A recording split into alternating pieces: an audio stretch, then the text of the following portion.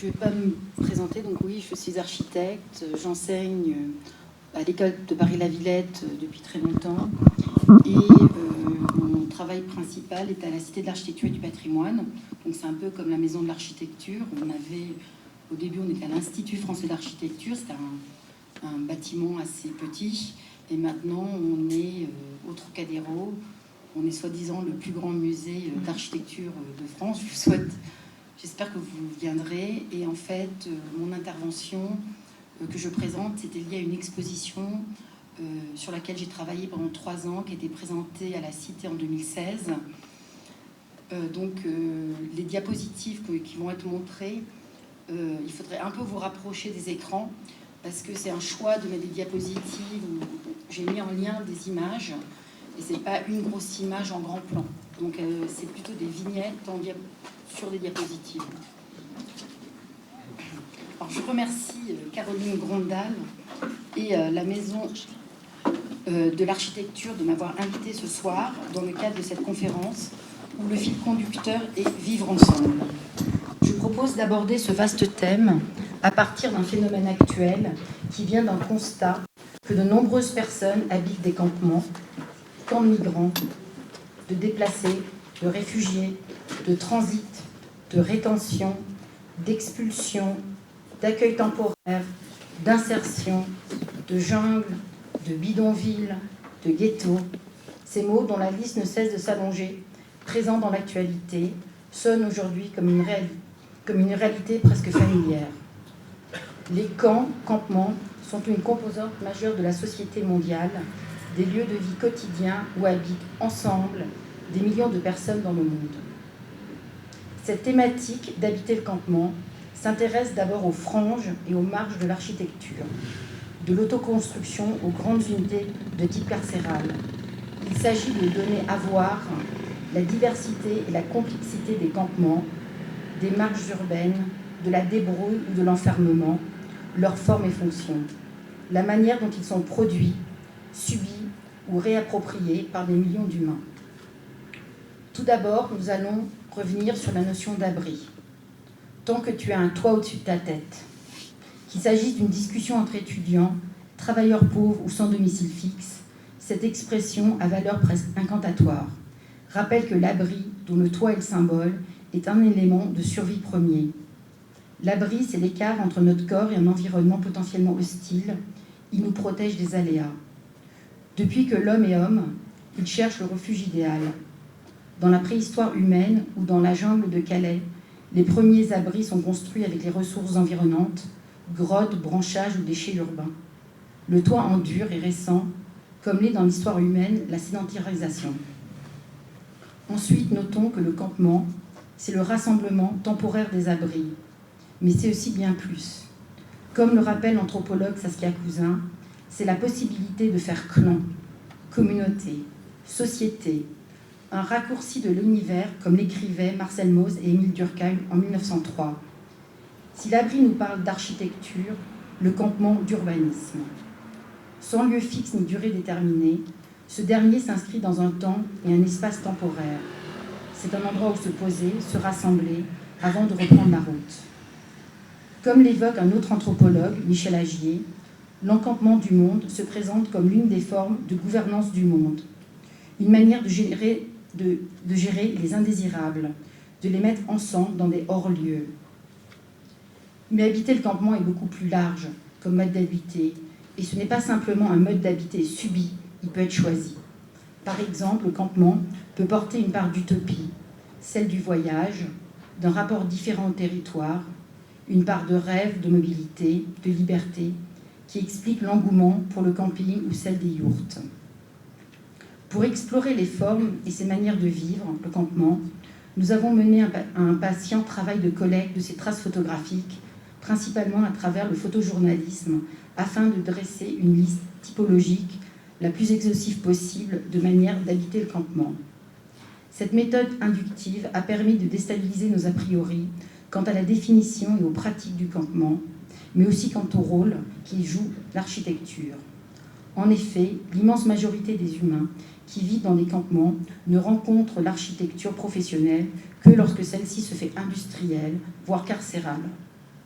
Juste pour citer un exemple, avec les dizaines de milliers de tentes blanches du Haut Commissariat des Nations Unies pour les réfugiés UNHCR, les baraquements visant à contenir, contrôler, enfermer. À la suite de cette collecte, nous avons identifié 6 manières d'habiter, bien loin du vivre ensemble des sédentaires et des logements en dur qui caractérisent la question de l'habiter traditionnel. Cette typologie s'intéresse moins aux formes matérielles du campement qu'aux manières de l'investir, de l'habiter, de le subir, de le transformer. On y distingue donc on va montrer la première diapositive, les nomades.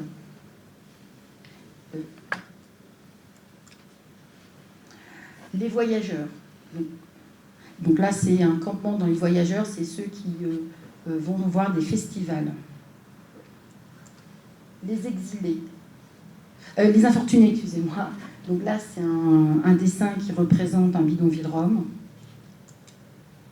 L'encampement, donc ça, ce sont des camps de réfugiés.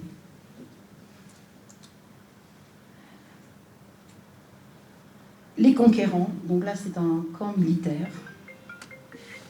Et en dernier, les contestataires, donc là, c'est des gens qui s'installent dans l'espace public et qui créent des camps pour manifester. Alors, ce qui regroupe les 6 familles de campement est la question de comment habiter le déplacement aujourd'hui. Donc, je vous propose de présenter ces 6 familles et leur diversité avec des diapositives illustratives qui présenteront la multitude de possibles de notre monde contemporain.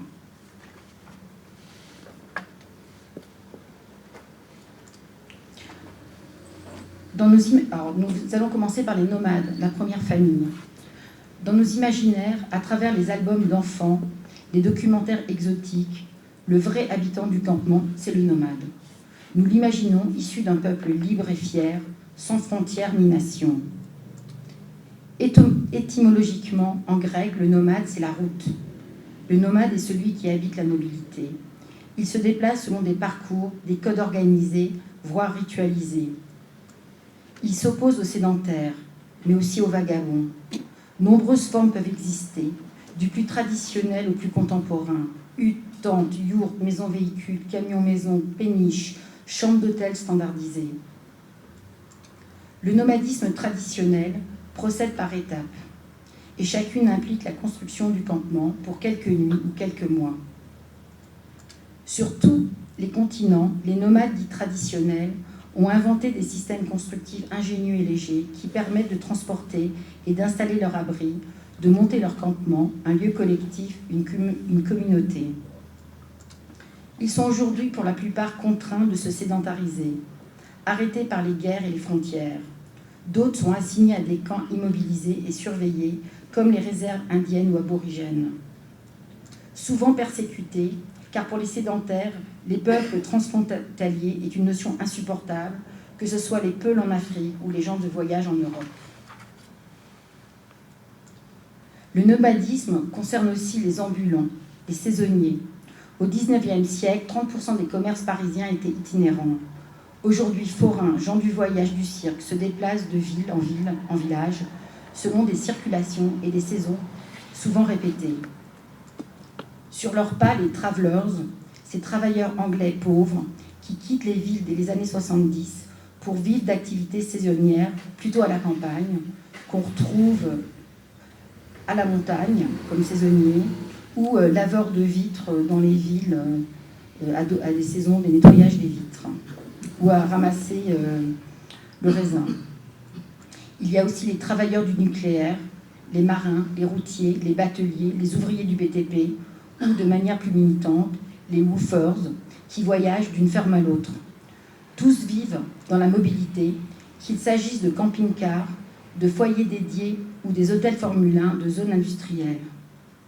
Enfin, il y a les néo-nomades surfant sur l'idéologie de la mobilité, celle des cols blancs installés dans l'habitacle de leur classe affaires, dans les grands hôtels des chaînes internationales. N'importe où dans le monde, le mobilier et la chambre sont les mêmes, tel un voyage immobile dans la bulle campement des privilégiés.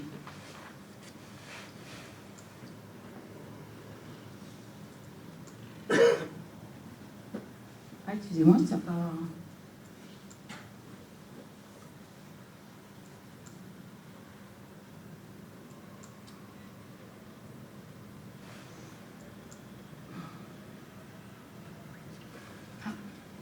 Attendez, excusez-moi.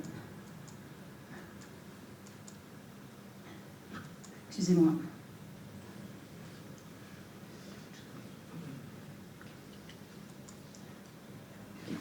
Excusez-moi. Hop, je commence à prendre. Donc, excusez-moi de cette petite pause. On va passer au voyageur. Donc, le voyageur de loisir n'est pas un nomade. Il circule, s'installe temporairement pour son plaisir, pendant son temps libre.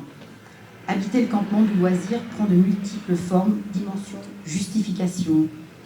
Le voyageur touriste cherche à s'extraire des lieux de vie et des temporalités habituelles, se dépayser grâce à un circuit plus ou moins organisé. Il y a les tortues, comme on nomme, ceux qui portent leur maison, la tente, le camping-car, le mobil-home. L'autostoppeur voyage léger avec son sac à dos. Sa liberté est à la fois totale et entièrement dépendante des autres. Le voyageur vacancier, quant à lui, s'installe dans un heurt quotidien qui peut rester un entre-soi.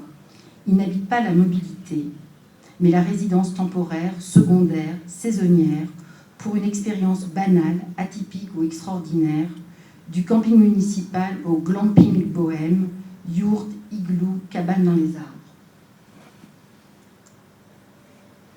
Quel que soit son standing, la formule tout inclus d'un hôtel ou d'une croisière isole, crée un campement hors sol, hors lieu, feutré et calfeutré. On s'installe aussi de plus en plus dans les grands campements virtuels que produit le numérique.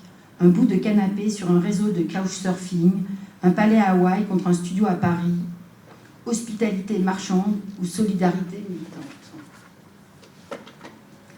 Sur le chemin de Saint-Jacques-de-Compostelle ou au Burning Man Festival, le pèlerin et le festivalier peuvent habiter de toutes ces manières les mobilités de loisirs culturels ou cultuels. À la Mecque ou au Mahakumbh Mela en Inde, au festival de Glastonbury ou des Vieilles Charrues, le voyageur produit d'immenses villes-campements spontanés ou organisés, parsemés de tentes, de camping-cars, de cabanes.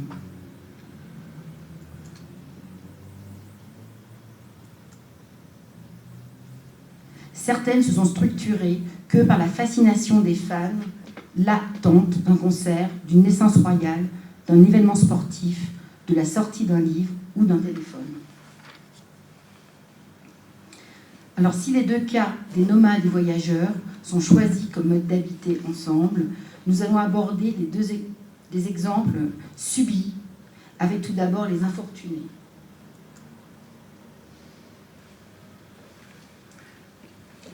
Les infortunés habitent le campement de fortune, drôle de jeu de mots, dans des abris précaires de refuges de survie, laissés pour compte du système, ultra pauvres, victimes des crises économiques locales et mondiales, les infortunés sans le sou sont plus souvent nommés sans domicile fixe. Pourtant, ils n'habitent pas la mobilité comme les nomades ou les voyageurs. Sédentaires, trop pauvres pour accéder au logement, ils vivent au cœur des riches métropoles. La nuit, ils se réfugient sur une bouche de métro, un banc public, dans un parc, installent quelques cabanes dans le bois de Vincennes, un bidonville, dans les friches ou les délaissés urbains. Ils parviennent parfois, pour quelques heures ou quelques mois, à investir en squat.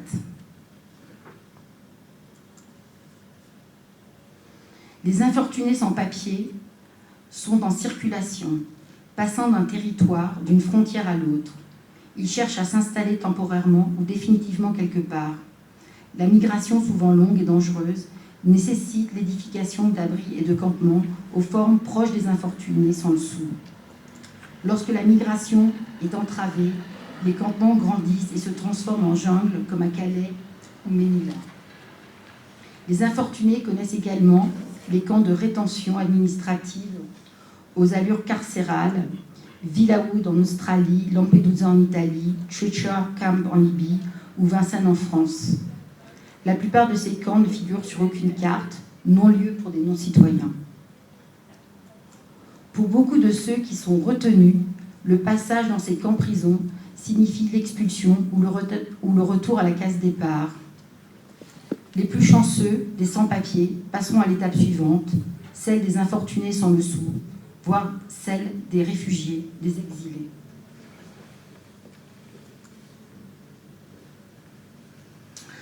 Avant de passer sur les exilés, j'avais un petit film pour faire une petite pause, qui dure 2 minutes, qui est très court, d'un très joli documentaire que je vous conseille, qui s'appelle Réfugistan.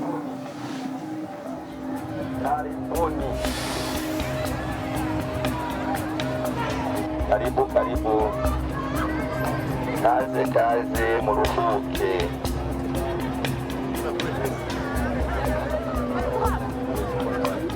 Vous voilà arrivé au pays des camps. Rarement présents sur les cartes, les camps ont parfois la taille des principales villes des pays qui les accueillent.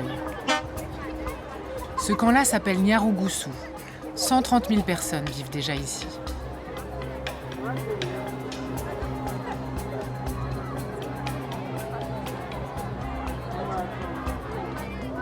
Sasa mfite ubwoba bw'ahantu umuntu ashobora kuba atuye, aho umuntu ashobora kuba ko yandura indwara no kubana ubuzima bukwiye nyene nk'ubw'impunzi.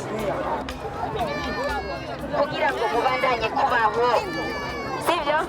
Tubandanye kubaho amagara meza, tubane ukutagwara, tubane ukutagira ingorane zose. Murabizi kuja mu bitaro si vyiza na gatoya. À partir de maintenant, vous n'aurez ni le droit de travailler, ni de vous déplacer librement hors du camp, en dépit des conventions internationales. Vous pénétrez un univers parallèle qui vous rend invisible au reste du monde. Le principe du camp, en général, c'est celui de l'invisibilité. Ces lieux-là sont faits pour les surnuméraires, c'est-à-dire tous les gens qui sont en trop dans un petit peu la géopolitique mondiale. Qu'est-ce qu'on en fait ? Le camp est cette espèce de solution technique faute de politique. D'ailleurs, on n'a pas pensé socialement, politiquement, quelle est la place de tous ceux qui, à un moment donné, sont en trop dans la crise de l'État-nation, dans tel ou tel pays, un conflit. Et le principe du camp, finalement, c'est résoudre le problème avant qu'il devienne politique.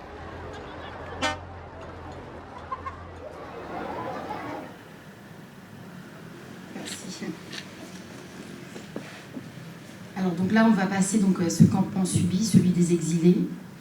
L'exil est un départ contraint, l'exilé est en fuite, chassé par la guerre, banni pour ses opinions, dépossédé par une catastrophe. En théorie, les réfugiés sont protégés par des conventions internationales et accueillis à ce titre par des organismes spécialisés dans des camps planifiés et aménagés à cet effet. 6 millions de personnes vivent aujourd'hui dans 450 camps administrés par l'UNHCR, le Haut-Commissariat des Nations Unies pour les réfugiés, et l'UNRWA, l'Office des secours et des travaux des Nations Unies pour les réfugiés de Palestiniens dans le Proche-Orient. Selon le HCR, le camp idéal doit regrouper entre 5 000 et 10 000 occupants. Qu'il s'agisse de gérer l'urgence avec les villes de tentes blanches du HCR ou de planifier l'attente, les villes-camps obéissent à des logiques de planification et de contrôle sécuritaire extrêmes. Dans un contexte qui se veut humanitaire, les réfugiés sont soumis à un régime d'exception, d'enfermement et de contrôle, de mise en marge, restriction de mobilité, d'accès au travail et à l'éducation. Les réfugiés climatiques sont forcés de quitter leurs maisons détruites en raison de catastrophes de moins en moins naturelles. Séismes, tsunamis, ouragans, inondations, tremblements de terre, la liste est longue. Selon l'ONU, 20 millions d'éco-réfugiés ont déjà dû être déplacés pour des raisons environnementales. Les camps d'urgence sont divers. Abris de tentes, réquisitions de gymnases ou véritables villes-camps. Les réfugiés de guerre et de conflits armés vivent dans des campements de toute taille avec des temporalités très différentes. De quelques tentes éphémères à l'immense camp de Dadaab, au Kenya, avec 430 000 habitants. C'est la 3e plus grande ville du pays. Pourtant, elle n'existe pas sur une carte. Et pourtant, elle a 30 ans d'existence, preuve que c'est un non-lieu avec des non-citoyens. Pourtant, des abris de fortune viennent rapidement s'immiscer aux marges des ruelles des tentes blanches des grandes organisations internationales. Avec le temps, les réfugiés réinventent des urbanités. Le camp devient ville, mixant architecture locale et celle des pays d'origine. L'exilé est un réfugié citadin, réfugié citoyen, réfugié résistant, réfugié déplacé. Avec plus d'un demi-siècle d'installation, certains camps palestiniens sont devenus des villes, nonobstant le statut de leurs habitants sont soumis. Architecture de l'éphémère, et pourtant quand on y habite, la moyenne de séjour n'est pas de quelques mois, mais se compte en années, d'une moyenne de 14 ans.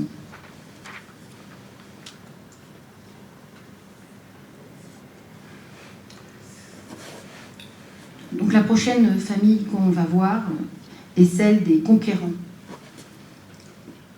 Alors le conquérant se déplace pour étendre son pouvoir militaire et politique, économique et scientifique. Quelle que soit la conquête visée, le campement conquérant se caractérise le plus souvent par l'usage des hautes technologies et une logistique très sophistiquée. Les forces armées régulières s'organisent autour de petites unités de forces spéciales ou au contraire de grandes bases militaires. Associées à l'armée ou agissant pour d'autres causes, comme par exemple la guerre contre le virus Ebola, certains hôpitaux de campagne déploient un arsenal inconnu des populations locales, tandis que les soignants apparaissent comme des extraterrestres ou des cosmonautes extrêmement inquiétants. Les expéditions scientifiques habitent un campement conquérant, sur et sous la terre ou la mer, l'Antarctique ou le désert. Avec la conquête spatiale, l'abri que constitue la station spatiale est le summum du campement technologique et conquérant, comme pour la lutte contre Ebola. Les forces rebelles ou auxiliaires habitent un campement conquérant aux caractéristiques inverses. Campement informel ou lieu caché pour les armées rebelles ou résistantes, campement précaire pour les auxiliaires de la mondialisation économique. Ainsi, les ouvriers du BTP des mégalopoles orientales ou les saisonniers agricoles, les sans-papiers, du sud de l'Italie s'installent dans des camps de fortune ou des dortoirs surpeuplés. Pour que l'Europe dispose de fraises ou des tomates à prix compétitifs, la conquête économique s'appuie sur ces camps de travail qui multiplient la spoliation des droits et sont souvent contrôlés par la mafia. Les camps de fortune abritent également les chercheurs d'or ou de minéraux divers. Leurs habitants ne sont pas des conquérants, mais leur asservissement est, pour les puissants, un moyen d'habiter et de multiplier les conquêtes. Sans oublier les campements de quelques rares pays qui cherchent à coloniser des territoires occupés.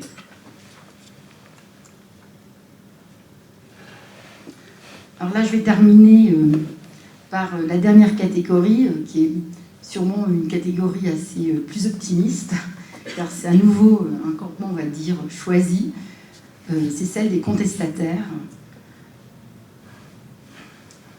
Alors, le campement des contestataires n'est pas un abri, mais une manifestation. L'installation du camp, sa forme et son organisation visent un projet politique de contestation de l'ordre établi, des inégalités du système dominant.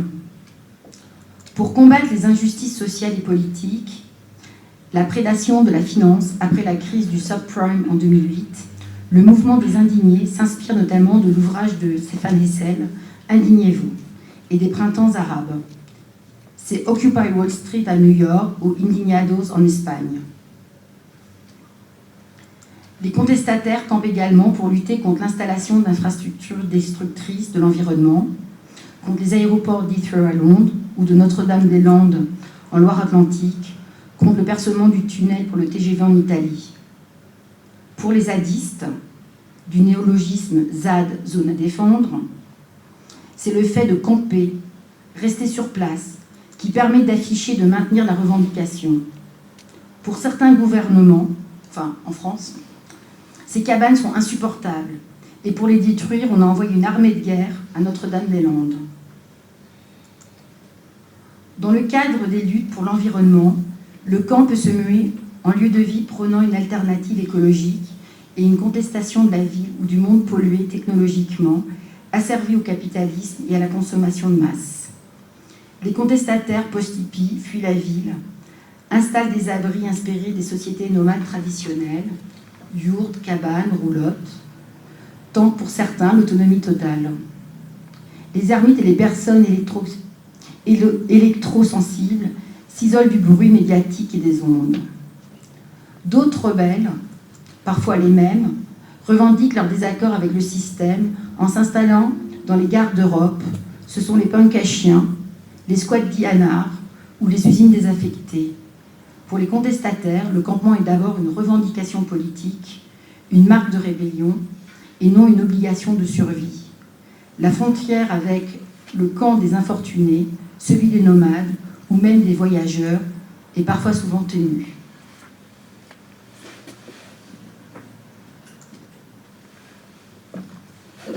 Alors, en guise de conclusion, je ne sais pas du tout le temps que j'ai fait, mais bon, je voulais partir du terme décamper comme question en aparté.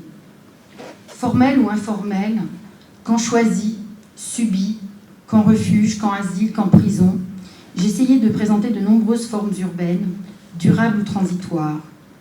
Mais pour conclure, je souhaite revenir sur la notion de Michel Agier, qui est l'encampement du monde, c'est-à-dire la gestion des indésirables, survivants derrière ces clôtures pendant 10, 30, voire 60 ans.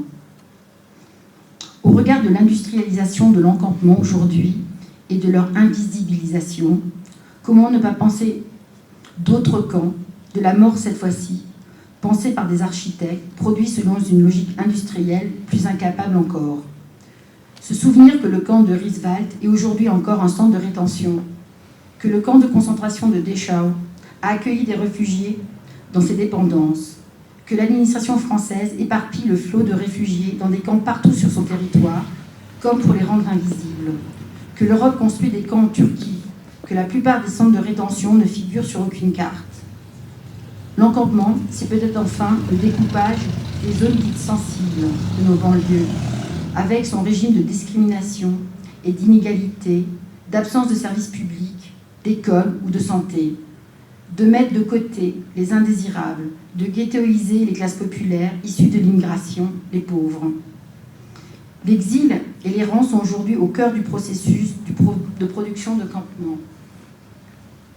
Habiter le campement, c'est aussi habiter l'altérité, rencontrer l'hospitalité, ou plus souvent se confronter à l'inhospitalité. Habiter le campement, c'est s'abriter dans un habitat temporaire qui peut durer. Le campement qui dure, c'est le bidonville, presque la ville. Près d'1 milliard d'habitants vivent dans 200 000 slums, favelas ou bidonvilles. Selon Mike Davis, seuls les bidonvilles demeurent une solution de stockage de l'humanité excédentaire du XXIe siècle. Et pourtant, partout où il y a des campements, de nouvelles sociabilités et urbanités s'inventent, en marge. Abris, refuges ou installations qui s'organisent. En Europe, l'autoconstruction, l'installation précaire sont violemment combattues par l'État. Après la multiplication des campements industriels, s'accompagne de la destruction de plus en plus systématique des refuges, des abris, singuliers ou collectifs. De la part des pouvoirs publics en France, imposer l'expression de campement illicite pour désigner les bidonvilles permet d'autoriser et de faire admettre leur destruction systématique, cyniquement baptisée évacuation. La ville est dans le terme bidonville, mais dans le campement, il y a décampé. Il faut se rappeler ces campements détruits au nom de la loi, ou bien souvent par des motivations xénophobes, ou encore populistes. Je vais citer, ce sont des exemples français, le Hanou de Saint-Denis, le Samaritain de la Courneuve, la Folie à Nanterre, les Coquetiers à Bobigny, bien d'autres encore, des noms à ne pas oublier, comme le dirait Hannah Arendt, des bidonvilles roms qui ont subi une politique municipale de la race, comme le dit si bien Éric Fassin. Habiter le campement questionne les marges. Et en questionnant celle-ci, nous déplaçons notre regard du centre de la norme pour mieux l'interroger. C'est la question même de l'habiter qui se pose, celle de l'architecture contemporaine et de ses présupposés à chaque époque. Les architectes et les urbanistes conçoivent leurs projets souvent par rapport à un idéal type humain, en général un homme. Prenons l'exemple de Le Corbusier. Il conçoit sa ville radieuse, reflet de l'idéologie moderne et hygiéniste, à partir de son homme type appelé Modulor. L'homme est un robot et l'architecture une machine. C'est la réussite ultime du taylorisme. Le travail à la chaîne régit l'architecture répétitive dans une vie à la chaîne. Conception des tentes, installation dans l'urgence, gestion pérenne, les unités de l'UNHCR, d'une capacité de 5 à 10 000 occupants, parfois beaucoup plus, illustrent aujourd'hui l'efficacité industrielle de ce terrorisme de campement. Mais à qui s'adressent les concepteurs de tels campements? Le réfugié citadin, le réfugié citoyen, le réfugié résistant, le réfugié migrant, le réfugié main-d'œuvre, le réfugié déplacé? Aucun d'entre eux. Qui en sont les concepteurs? Aujourd'hui, quand nous construisons des camps, pour qui les faisons-nous? Quels sont les cahiers des charges explicites et implicites donnés aux architectes et aux urbanistes? Comment repenser le campement à partir des réfugiés et non de leur gestion d'enfermement et de contrôle? Comment reconnaître et valoriser l'urbanité qui, dans chaque camp, toujours reprend ses droits? Comment faire une architecture de camp qui doit être de l'urgence, mais qui va durer quelques décennies? Près d'1 milliard d'humains sont concernés par la vie dans les campements, autoconstruits ou industriels. Alors, pour imaginer autrement le campement, n'est-il pas temps d'enseigner dans nos écoles d'architecture l'histoire urbaine et sociale des campements, des techniques logistiques au savoir-faire urbain des réfugiés, de penser ces nouveaux espaces d'hospitalité?